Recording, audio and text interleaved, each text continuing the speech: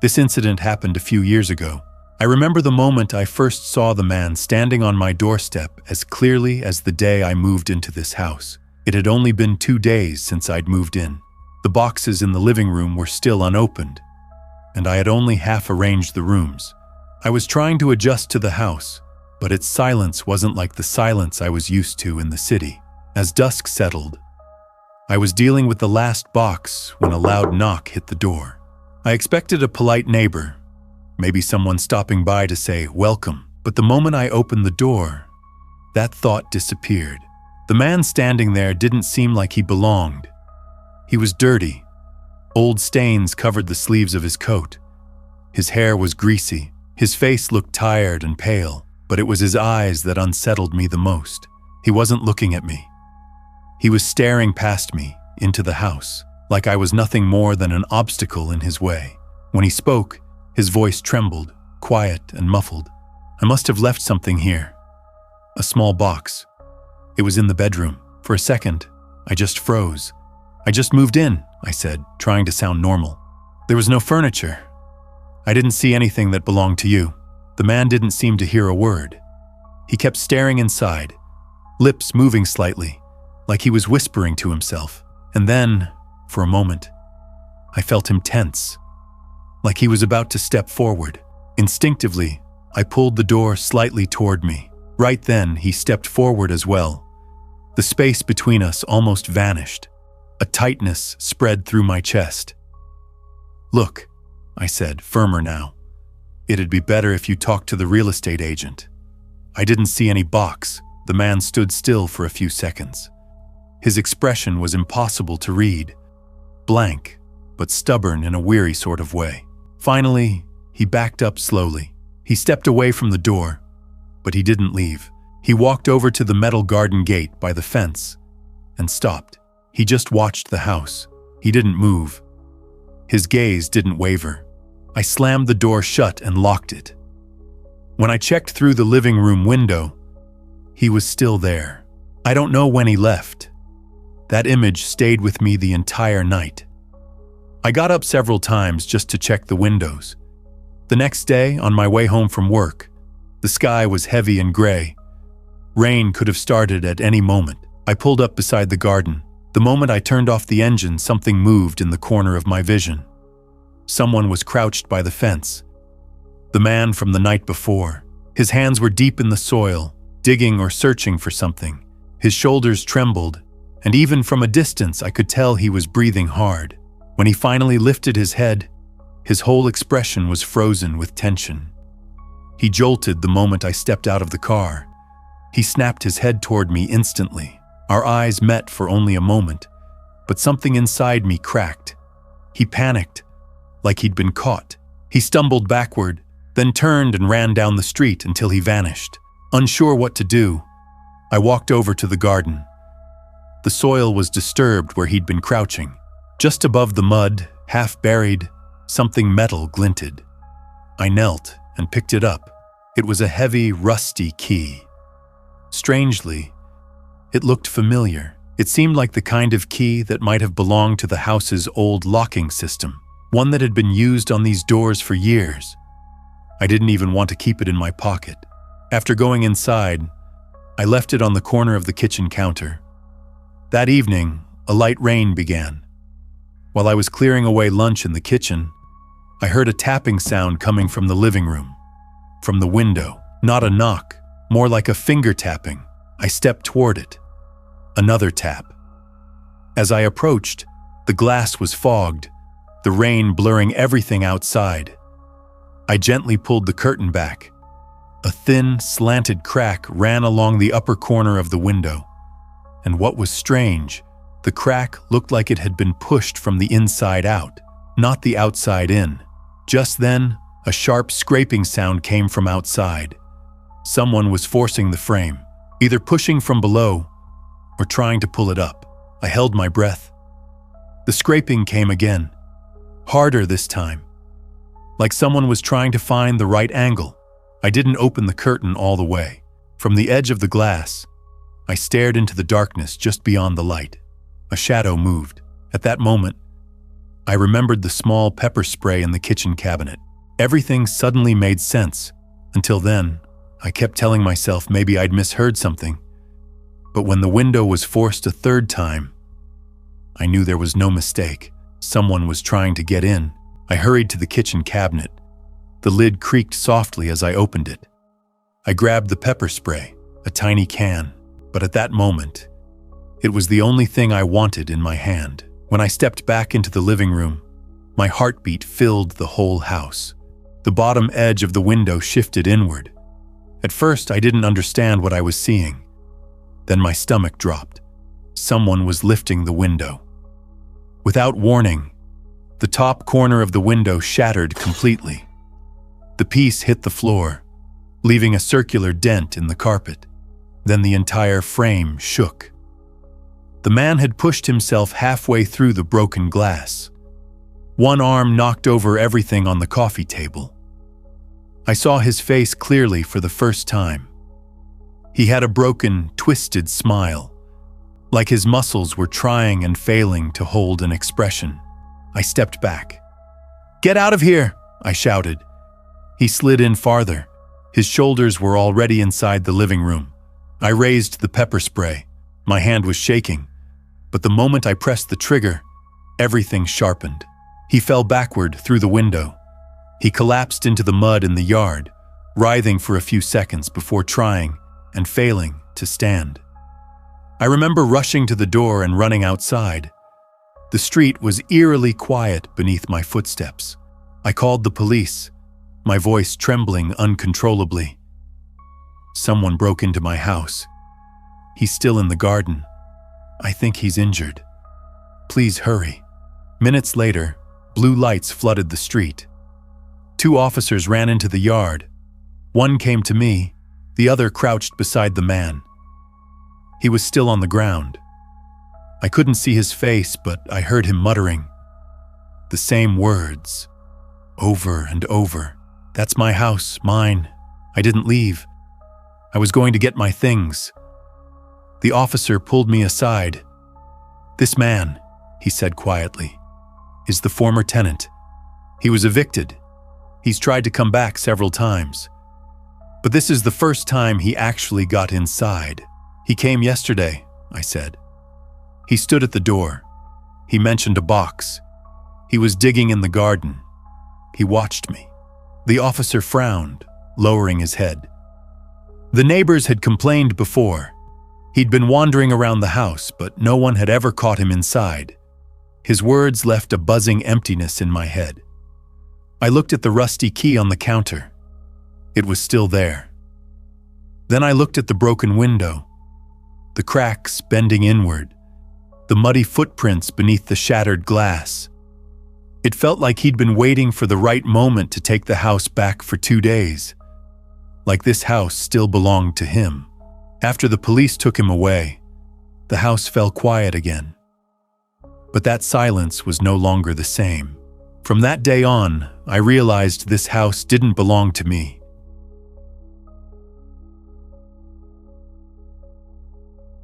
I've been living in a small, out-of-the-way town in Oregon for about a year now.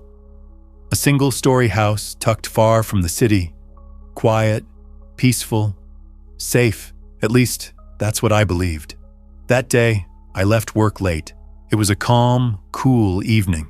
When I got home, I heated something in the microwave, turned on the TV, and collapsed onto the couch. The house doesn't have an alarm system. People here always said, "You won't need one." And honestly, I never had a single problem in a year. As it got close to 11, a light wind picked up outside. The wooden house made its usual nighttime sounds, the walls shifting, the roof settling a bit, all perfectly normal. Still, something in me felt uneasy. At first, I chalked it up to exhaustion. After a long day, anyone can feel a little off.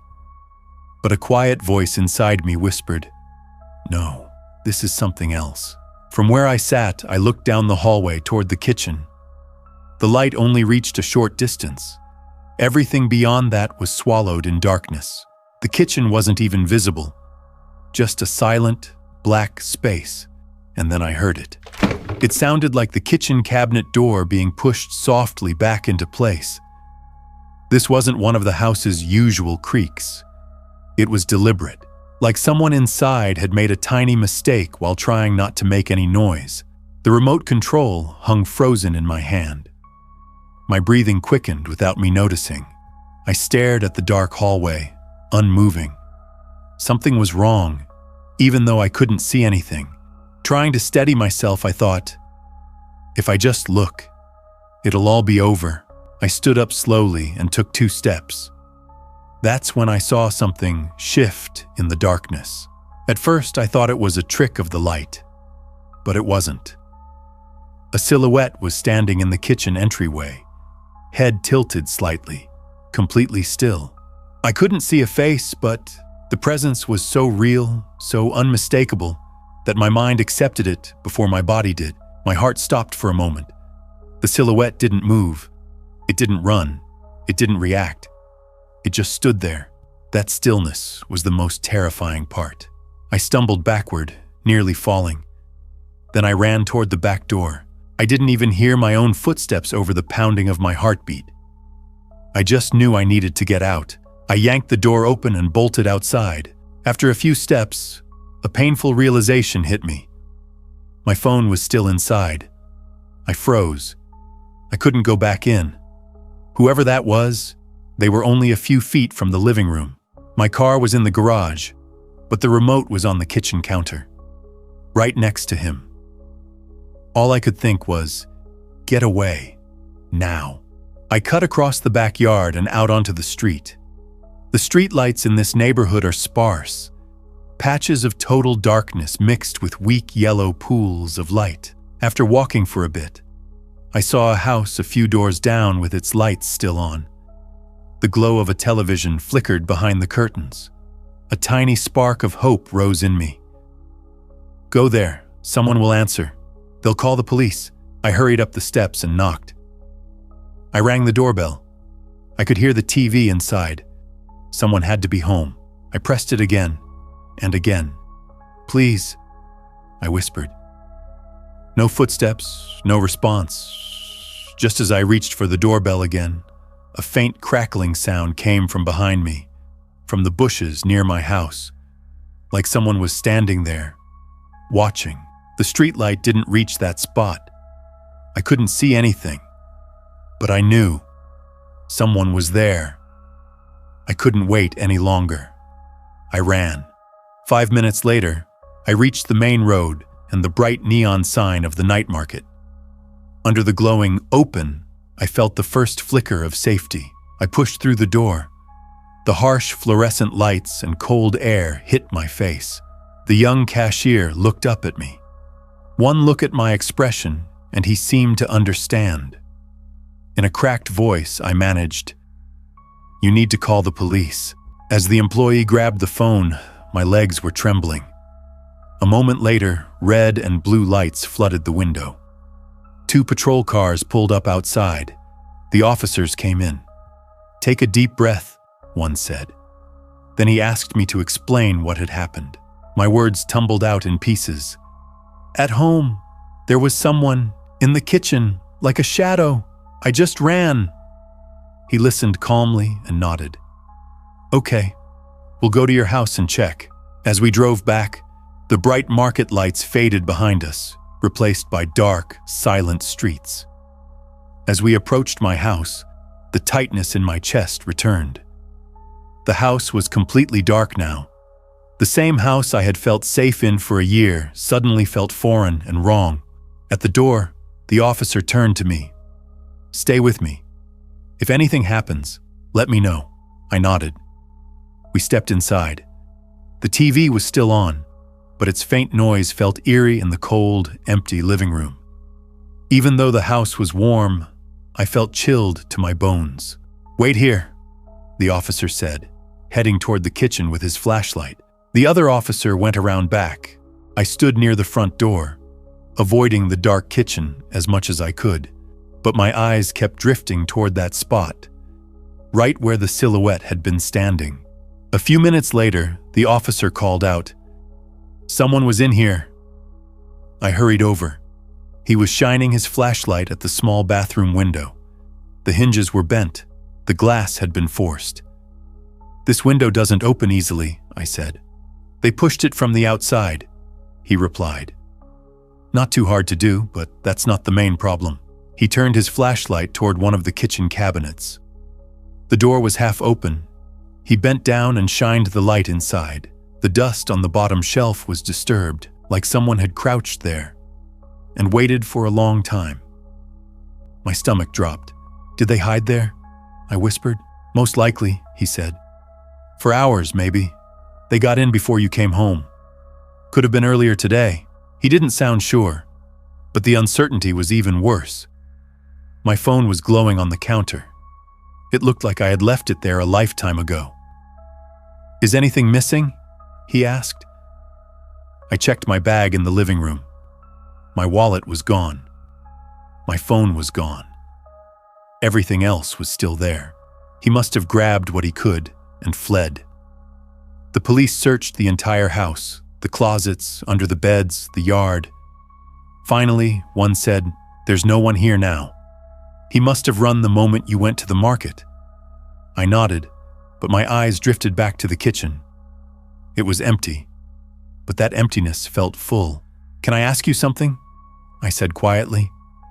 The officer paused. "Of course.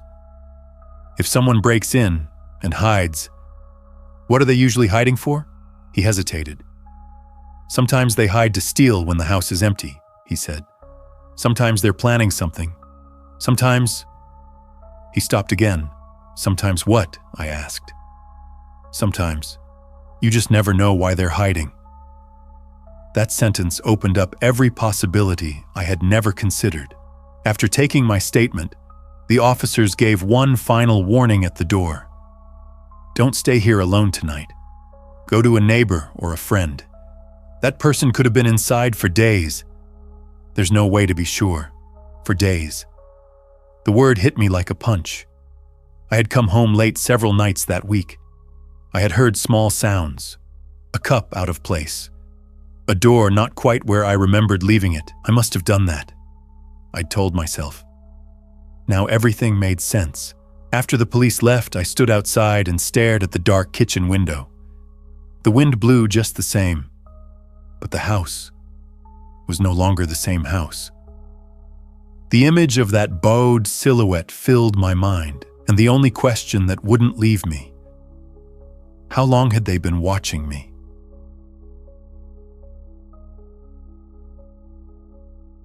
It was 2 years ago. The day I moved in, the weather was cool. The only thing that struck me the first time I saw the house from the inside was the silence. I couldn't tell whether that quiet was calming or too quiet. I didn't know back then. I scattered the boxes around at random and pushed the couch in front of the TV. Everything looked blurry from exhaustion. All I wanted that night was to sleep. Around 11, I turned off the porch light and locked the door. I checked it twice, something you do out of habit in a new house. Not long after, I fell asleep. Even the smell of coffee the next morning didn't break the silence. When I stepped onto the porch with my cup, my eyes drifted automatically to the strip of dirt in the garden. That's when I saw it. A single footprint in the middle of the dirt. It didn't look like mine. It was longer, narrower, with sharper tread lines. And more importantly, the footprint was facing toward the house. I froze for a moment. Then I came up with a simple explanation. Maybe someone had wandered by mistake. I wasn't sure I believed it, but I had to get to work. As I got into the car, I looked back at the house one last time. It looked normal, as if that footprint had never existed. When I returned late that afternoon, something caught my eye as soon as I stepped out of the car. The garden gate was ajar. I always close it in the morning, pushing until I hear the click. But now, the metal gate hung slightly open toward the yard. As soon as I stepped inside, I locked the door. This time I listened to the key turning. Even the faint creaks of the wooden floor sounded louder than usual. I turned on the TV, heated some ready-made food, tried to distract myself. but my mind kept drifting back to the garden. Around 10, when sleep started to hit me, I walked into the hallway and reflexively checked the lock again. Everything was in its place, or so it seemed. The next morning, the moment I pulled the curtains apart, a heaviness settled over me. In the dim streetlight, yesterday's footprint was still there, but it wasn't alone. Next to it was a second footprint with the same tread, and next to that one, another. They were lined up carefully, side by side. One set had approached the house, but seemed to have turned away without entering. My breathing quickened. I set my coffee down and went inside. I grabbed my phone and dialed 911 before I even realized it. While explaining, I heard my own voice shaking. A patrol car arrived shortly after. 2 officers stepped into the yard, examining the prints. They talked quietly between themselves, then approached the door. One of them said, in a tone as if describing a routine incident, "Yeah, looks like someone stopped here. It's an open neighborhood. Could have been someone passing by." The fact that they were so organized, I started. "There's no concrete threat right now," he cut in. "Call us again if anything else happens. Keep a light on at night." They drove away. The street fell silent again. I just stood there, staring at the tracks. It felt like someone was telling me something, but the rest of the sentence was missing, and I had no doubt that whatever was missing had only just begun. I was just realizing the first word of that sentence had been left in my garden. I had to go to work, but my mind stayed behind. When I turned onto my street later that afternoon, the sun had set. The sky was a purplish dark, and the streetlights had just switched on. I stepped into the garden. At first glance, everything looked normal. When I opened the door and stepped inside, the house felt darker and quieter than usual. Nothing had moved, but something in the way the house felt toward me had changed. I went through my evening routine, grabbed a snack, took a quick walk around the house. I closed the curtains. I double-checked the lock, then I went to bed. I don't know how long I slept before I noticed the porch light flickering. Half asleep, I got up and looked out the window. The yard was empty, but that flicker left a bad feeling in my chest. "Maybe the bulb's dying," I muttered, though even I didn't believe myself. Unable to sleep, I went and turned the porch light off and on again. It worked fine. Then I checked the door handle. This time, at least, the door behaved. I was grateful for that much. When my alarm went off the next morning, I sensed something was wrong before I even opened my eyes. The house was too quiet, as if that flicker last night had been a warning. I stepped onto the porch. Cold air hit my face. When I looked down, my heart slammed in my chest. Right at my doorstep, exactly where I'd step, was a single boot print. The same tread pattern as yesterday, the same shape, the same narrow toe, but this time the heel was deeper, and the print was pressed right up against the bottom of the door, as if someone had come during the night, stood right there, waited a long time, then slipped away without a sound. "No," I whispered. "This isn't a joke." My hands trembled as I grabbed my phone. I was about to call the police again when suddenly the porch light flickered. Not a small flicker, but a bright, sharp flash. Then darkness. Every hair on my body stood up. Slowly, I turned my head to the left. A reflection shifted across the window pane. My heart nearly stopped. Just beyond the fence, in the area lit by the street lamp, a shadow stood. I could see its shape clearly, but not its face. I held my breath. Waited for a movement, a sound, anything. But the shadow stayed still. Then the porch light flickered once more, and the shadow vanished. I called the police again, this time with a steadier, sharper voice. "There was someone in front of my garden," I said. "They came right up to my door. They left footprints, and now they were outside the fence." 15 minutes later, the same patrol car arrived. The officers walked through the yard, outside the fence, both ends of the street. They took pictures, but they found nothing, except for one last boot print behind the fence. This one was different. The heel dug deeper, the toe angled outward, as if whoever made it had turned back suddenly and run. The officer looked at me.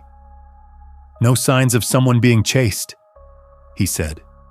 "Just this footprint. Maybe they panicked and ran off when you turned your light on. But why come all the way to my door?" He shook his head. "We don't know. But there's no forced entry, no broken windows, no threats. You should install security cameras." The police left. The street fell silent again. I didn't go to work that day. Instead, I went to the big store and bought 2 cheap security cameras. One for the porch, one for the gate. After installing them, I went inside. I locked the door, and I sat for a long time on a kitchen chair just listening to the outside. And then I realized nothing happened after that. No more footprints, no more flickering lights, no more shadows. And whoever had been doing all of this either chose me for only 2 days or was now watching in a different way, without leaving a trace. Which one is worse? I still don't know.